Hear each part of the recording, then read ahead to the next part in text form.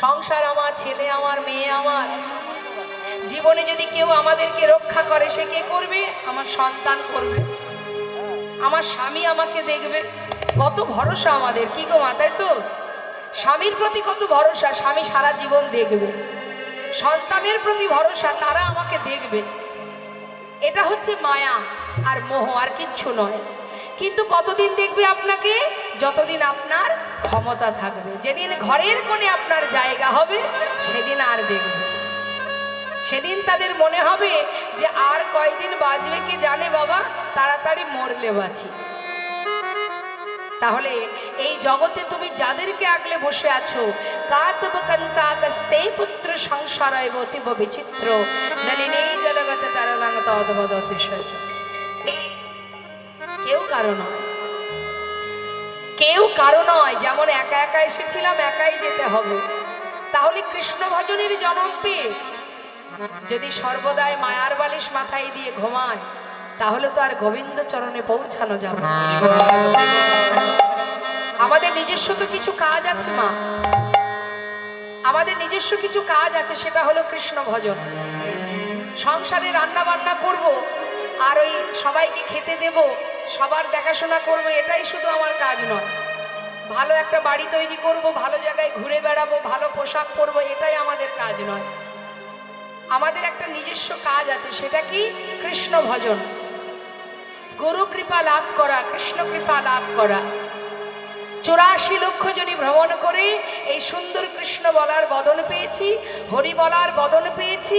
এই বদন পেয়ে যদি হরি বলতে না পারি, তাহলে বনের মধ্যে যেমন বৃক্ষকুল, পশুকুল, কীটকুল, তারা কৃষ্ণ নাম করতে পারে না।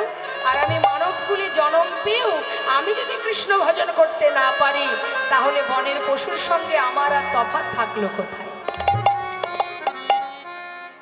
এটাই তো আমাদের প্রথম আশা নয় এই পৃথিবীতে, জেনে রাখবেন।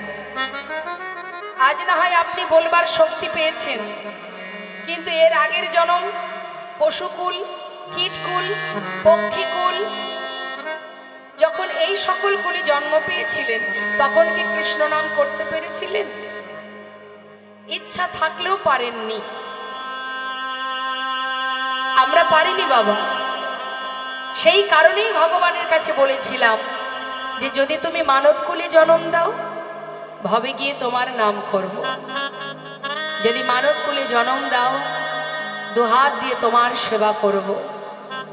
যদি মনুষ্যকুলে জন্ম দাও, বলবার শক্তি দাও, বদন ভরে তোমার নাম গাইব। কথা দিয়েছিলাম। ভবে আসা মাত্রই পরিবারের সবাই জানিয়ে দিল, এটা মাতা, ওটা পিতা, এটা ভাই, এটা বোন, এটা ইত্যাদি ইত্যাদি সবার সঙ্গে পরিচয় করালো যে এরাই তোমার আপনজন। কিন্তু যার হাত ধরে এলাম, তার কথাটা একবারও কেউ বলল না। তাই ঘরের কোণে বসে মৃদু মৃদু হাসে আর মনে মনে বলে, বড় সাধ করে সাধনা করে আমার কাছ থেকে মানব দেহ পেলি, কৃষ্ণ ভজন করবি বলে ভবে এলি। আমিও দেখব যে কতবার তুই কৃষ্ণ নাম করিস, আর ভগবানের জন্য তুই কি করিস। মাত্র 2টো নকুল দানা বরাদ্দ ভগবানের জন্য। কি গো মা, সেবা দেন তো বাড়িতে? ভগবানের সেবা দেন? হ্যাঁ, কি সেবা দেন? বাতাসা, নকুল দানা? দেখেছেন মাথা নাড়িয়ে নাড়িয়ে বলছে হ্যাঁ। আচ্ছা, আমরা যদি সারাদিনে নকুল দানা খেয়ে থাকি, থাকতে পারবো? পারবো না, পারবো না। ভগবানের জন্য 2 থেকে 4টে নকুল দানা দিয়ে আর ফিরে তাকাবো না, পরের দিন আবার দেখা হবে। কিন্তু নিজেদের জন্য সারাদিন রান্নাঘরেই কেটে যায়, এটা বাদ দিয়ে সেটা, ওটা বাদ দিয়ে সেটা। যখন বাড়ি থেকে বেরিয়ে যায়, 4 দিন 5 দিনের জন্য ঘুরতে গেলাম বিভিন্ন জায়গায়, যাওয়ার সময় বলে গেলাম, তুমি থাকো প্রভু, আমার সংসারটা তুমি দেখো। তোমার সংসার, এটা আমার নয়, তোমার সংসার তুমি দেখো। চললাম। 5 দিন পরে ফিরলাম, বাড়ির সদস্য যারা আছে সবার জন্য কত কি কিনে নিয়ে এলাম। আর ঘরের কোণে যে জন বসে পাহারা দিল, তার জন্য কিচ্ছু এলো না। এটাই আমাদের ভালোবাসা ভগবানের প্রতি। শুধু দেবার বেলায় নেবার বেলায় অনেক কিছু, কৃপা করো, এটা দাও, ওটা দাও, সেটা দাও।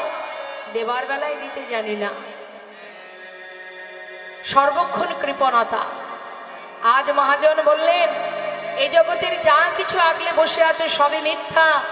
তাই ভালো যদি বাসতে চাও, যদি তার চরণে পৌঁছাতে চাও, যদি তার কৃপা লাভ করতে চাও, দুফোঁটা নয়নবাড়ি বরিশন করো, বদনে হরিনাম করো, আর বদনে মহামন্ত্র জপ করো, আর গৌর চরণকে নিজের সম্পদ মনে করো। কেউ যদি হরিনাম করে মা, তার একটা উপকার আছে। কেউ যদি হরিনাম করে তার একটা উপকার আছে, সে একটা জিনিস পায়। সেটা কি পায়? দেখুন, লাভ ছাড়া তো কেউ চলে না। এই যে আপনারা এখানে আছেন, এখানেও একটা লাভ আছে, কিন্তু কি লাভ? সেই লাভটা কি? বিনা লাভে কেউ কোথাও যায়? তাই এখানে আসার পিছনে কি লাভ আছে? বললেন হরিনাম করলেও লাভ আছে, আবার হরিনাম শুনলেও লাভ আছে। তা সেই লাভটা কি? শুনুন কি বলছে। শ্রী গৌরাঙ্গের মধুর লীলা,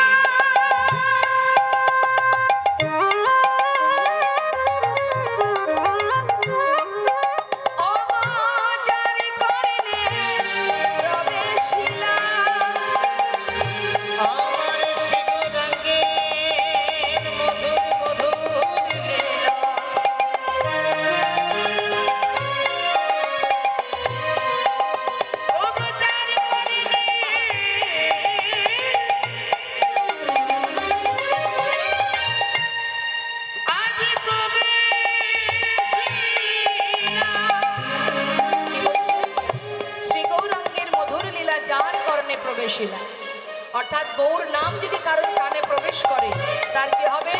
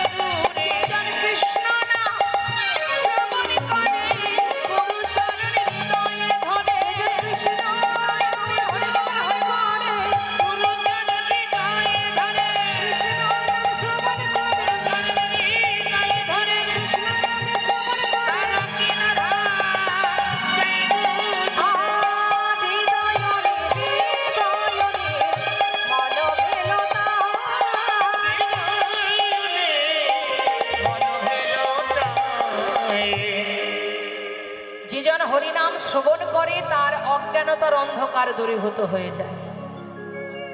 মানে কি বললেন কথাটা? হরে কৃষ্ণ। দেখেছেন,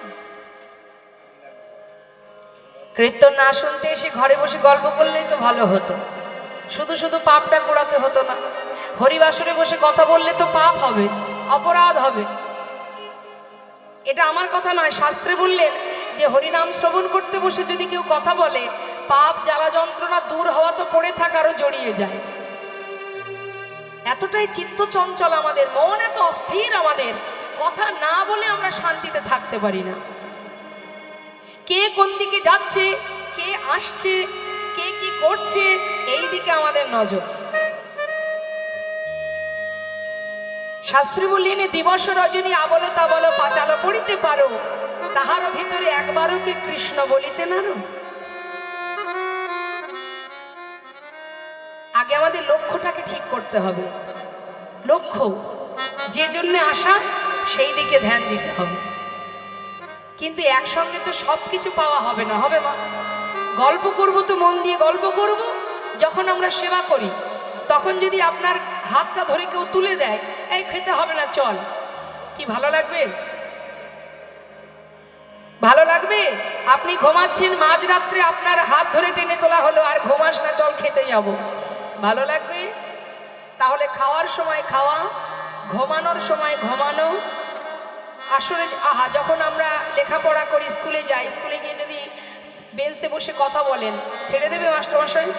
পড়ার সময় পড়া, তাই তো? ঠিক কৃষ্ণ নাম শুনবার সময় শুধু শ্রবণই করতে হবে, আর কিছু করলে কিন্তু অপরাধ। এটা আমার কথা নয়, 64 প্রকারের অপরাধ আছে। অপরাধ এক রকমের নয়, 64 ধরনের অপরাধ। তার মধ্যে 62 প্রকারের অপরাধ ভগবান ক্ষমা করে, দুটো অপরাধ ক্ষমা করে না। একটা হচ্ছে নাম অপরাধ, আর একটি হলো বৈষ্ণব অপরাধ।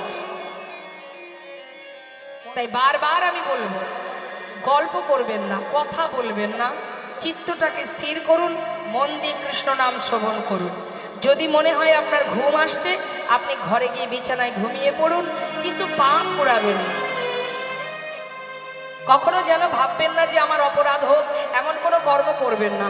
এখানে বসে গল্প করা মানে পাশে যে ভক্ত মন দিয়ে কৃষ্ণ নাম শুনছে তারও সমস্যা, আর তার যদি হরিনামে বিঘ্ন ঘটে যায়, আপনি কিন্তু অজান্তেই বৈষ্ণব চরণে অপরাধী হয়ে যাচ্ছেন। আর এটা তো ভালোই জানেন যে বৈষ্ণব চরণে অপরাধ করলে তার কি দুরবস্থা হয়। যেটা হয়েছিল নবদ্বীপে, একটা প্রমাণ দিই, সেটা হলো চপল গোপাল। সারা গায়ে কুষ্ঠ হয়েছিল, বৈষ্ণবের চরণে অপরাধ করেছিল বলে। তাই বলবো বারবার চরণ ধরে, কথা বলবেন না। যদি মনে হয় ঘুম আসছে, ঘুমাতে যাবেন ঘরে, কিন্তু কখনো কারোর কাছ থেকে কোনো অপরাধমূলক পাপ কর্ম করবেন না।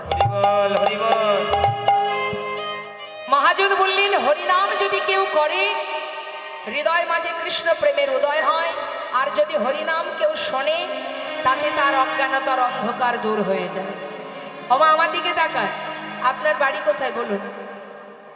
দেখুন, আমরা যে বাবা প্রকৃত জ্ঞান শূন্য, কেউ যদি আপনারা ভাবেন যে আমার প্রকৃত জ্ঞান আছে, হ্যাঁ, ভুল। আমরা সবাই অজ্ঞান হয়ে পড়ে আছি, আমাদের প্রকৃত জ্ঞান কারোরই নেই। মা বলুন, আপনার বাড়ি কোথায়? আপনাকে জিজ্ঞাসা করছি। এইখানে বাড়ি আপনার? এখানে ঠিকানা, এখানে বাড়ি, তাই তো? জায়গাটার নাম কি? রাজারামপুর। এখানে আপনার বাড়ি, এটা আপনার ঠিকানা, তাই তো? আপনি এখানে থাকেন। এর আগে কোথায় ছিলেন? বাপের বাড়ি। বাপের বাড়িতে ছিলেন, তার আগে কোথায় ছিলেন জানেন না? আচ্ছা, যখন মারা যাবেন, মরতে তো সবাইকে হবে, মৃত্যুর পর কি এখানেই থাকবেন? থাকবেন না। তাহলে কয়দিনের জন্য এখানে আসা? মাত্র কয়েকদিনের জন্য এখানে আসা। তাহলে এটা আমার ঠিকানা হয় কি করে? এটা আমার ঠিকানা হয় কি করে? এটা দুদিনের জন্য এসেছি। এর আগে কোথায় ছিলাম? এখানে ছিলাম না, অন্য কোথাও ছিলাম। আবার যখন মারা যাব তখনও এখানে থাকবো না, আবার অন্য কোথাও থাকবো। তাহলে এ তো দুদিনের জন্য আসা, কি করে এটা আমার ঠিকানা হতে পারে? এটা তো আমার ঠিকানা নয়। ছেলে মেয়ে বিদেশে যখন চাকরি করতে যায়, তাকে যদি পথের কোনো ব্যক্তি জিজ্ঞাসা করে যে তোমার বাড়ি কোথায়, সে তো তার নিজের ঠিকানাটা বলবে, সে তো সেখানকার ঠিকানা বলবে না যে আমি অমুক জায়গায় থাকি, আমি দক্ষিণ 24 পরগনায় থাকি, কি আমি অমুক জায়গায় থাকি, এটা জায়গার নাম বলবে তো। তাহলে ঠিক তদ্রূপ একবার চিন্তা করুন, একটু আধ্যাত্মিক চিন্তা ভাবনা করতে হবে মা।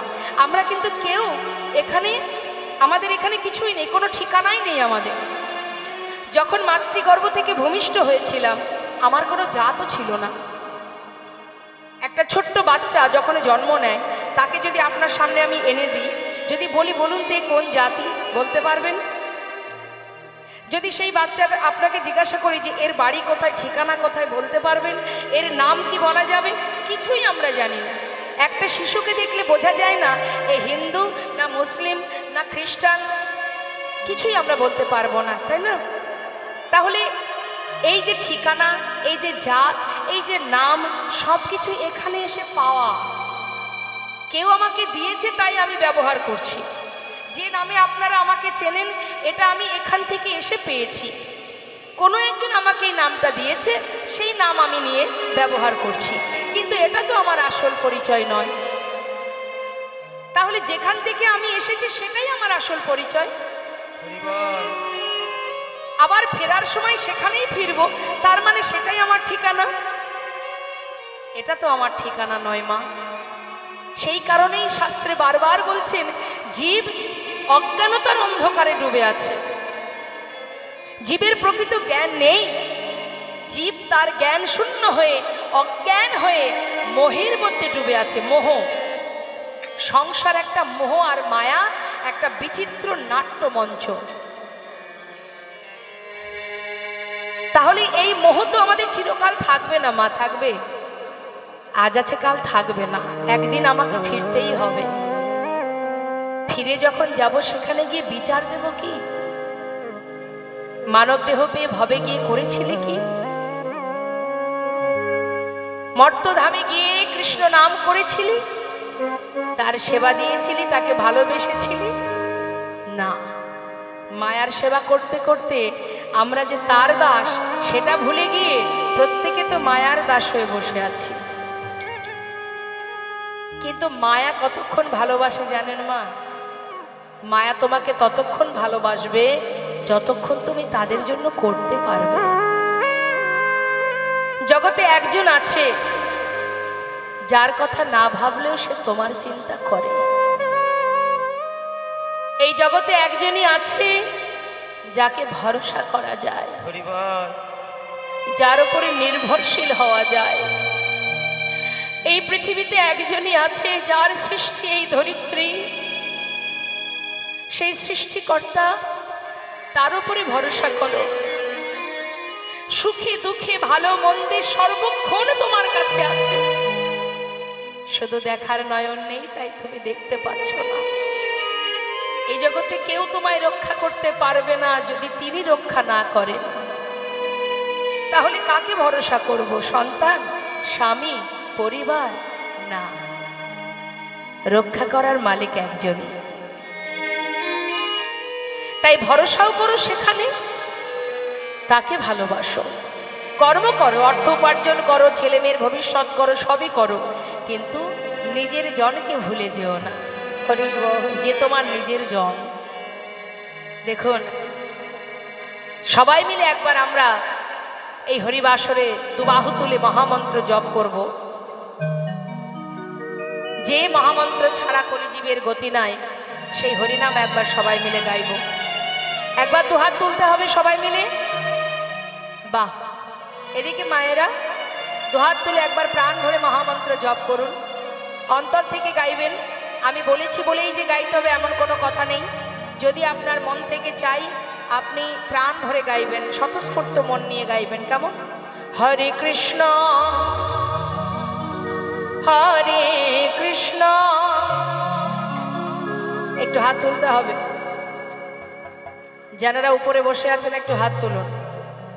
হ্যাঁ, কৃষ্ণ কৃষ্ণ হরে হরে, হরে রাম হরে রাম, রাম রাম হরে হরে, হরে কৃষ্ণ বলুন হরে।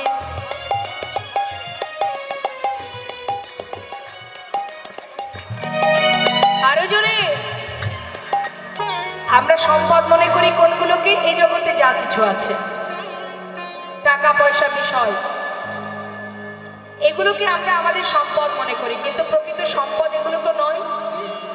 সত্যি কি এগুলো আমার?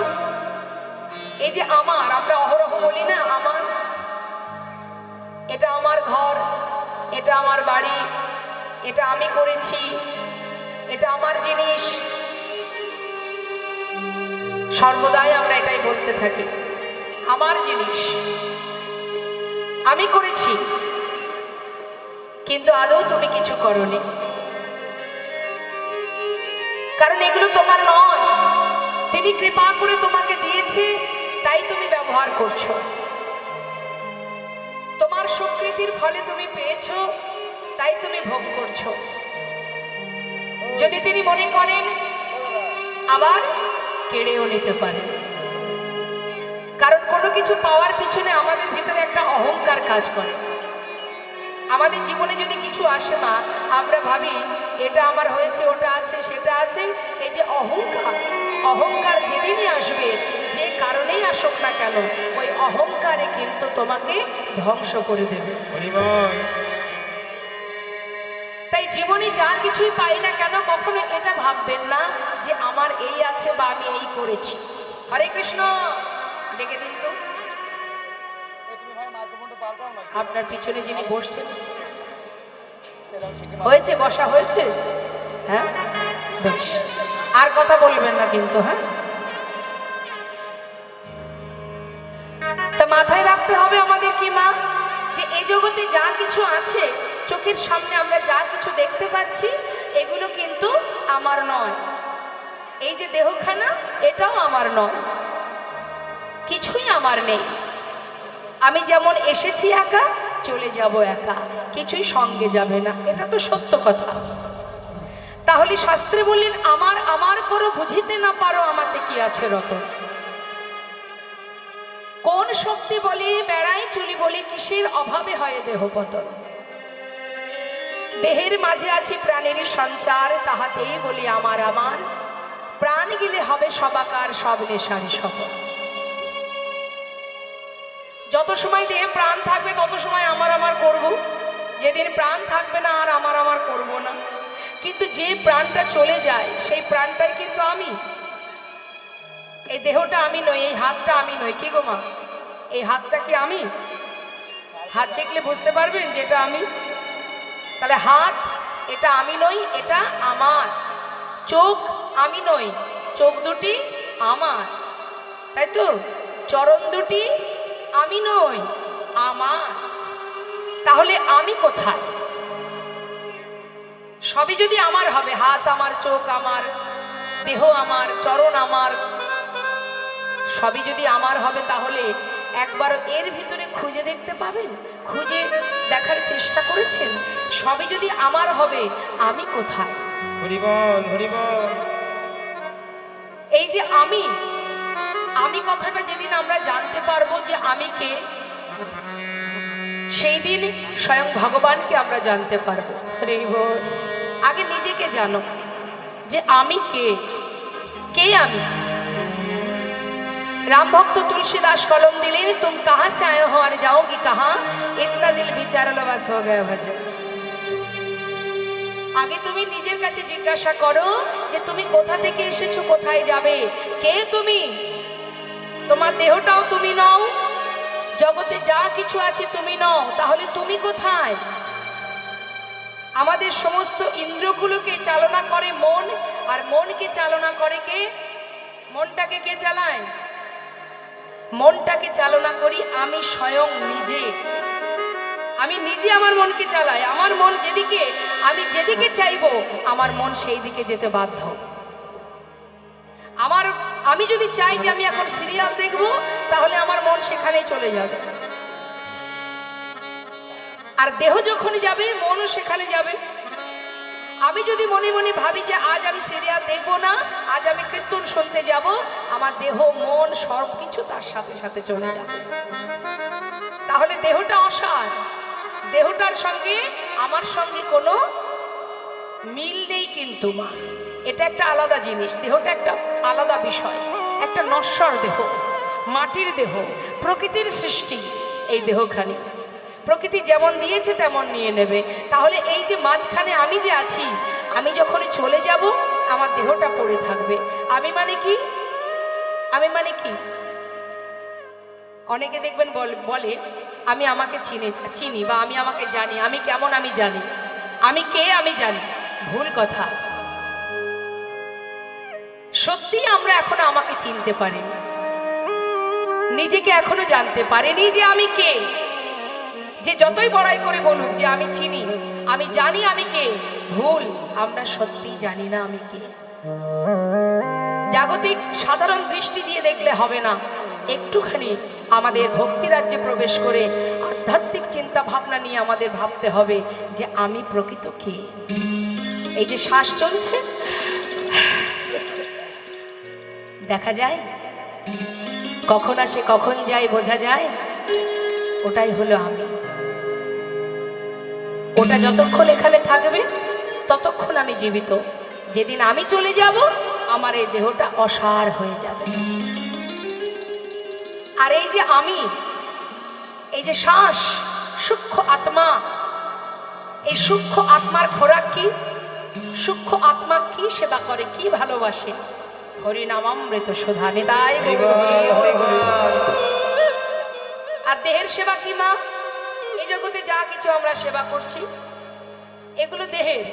আর আত্মার সেবা, আত্মার খোরাক হরিনামামৃত, যেটা আপনারা আজ আস্বাদন করছেন, আপনাদের পরমাত্মা সেবা করছেন। তাই বৈষ্ণব মহাজন বললেন, যদি নিজেকে জানতে পারো ভগবানকে জানতে পারবে।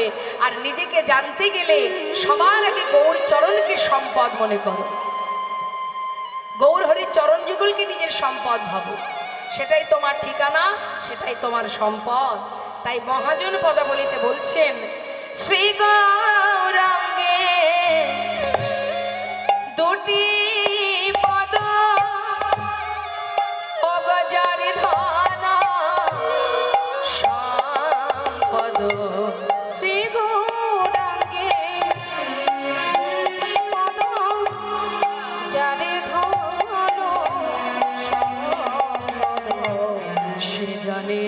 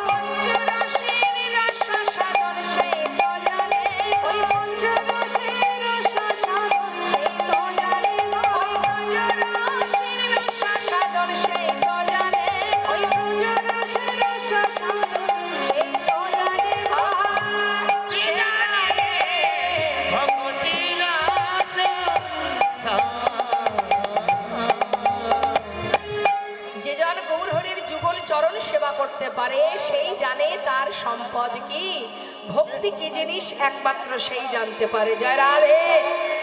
কিন্তু মাগো, এত সুন্দর কৃষ্ণ ভজনের মানব জন্ম পেয়ে আমাদের সারাদিন ধরে মায়ার সংসারে মায়ার বালিশ মাথায় দিয়ে মনের সুখে ঘুমিয়ে থাকতে থাকতে কে আমি, আমি কার, কেন মরে যারে তপত্রয়, ইহা না জানে জীবের কইছে হিত হয়।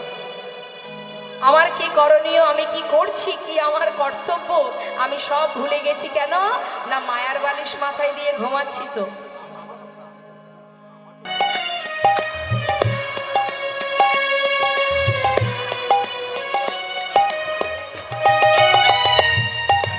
এত মিষ্টি কণ্ঠ এবং এত রিদিমে মানে তালে গাইছেন, খুব ভালো লাগছে। কিন্তু কিন্তু আরেকটু জোর হবে। হ্যাঁ, একটু জোরে মা, আরেকটু জোরে, কেমন? খুব ভালো হচ্ছে, খুব সুন্দর হচ্ছে। হ্যাঁ, প্রাণ ভরে নাম করুন, হরি বল। হরে কৃষ্ণ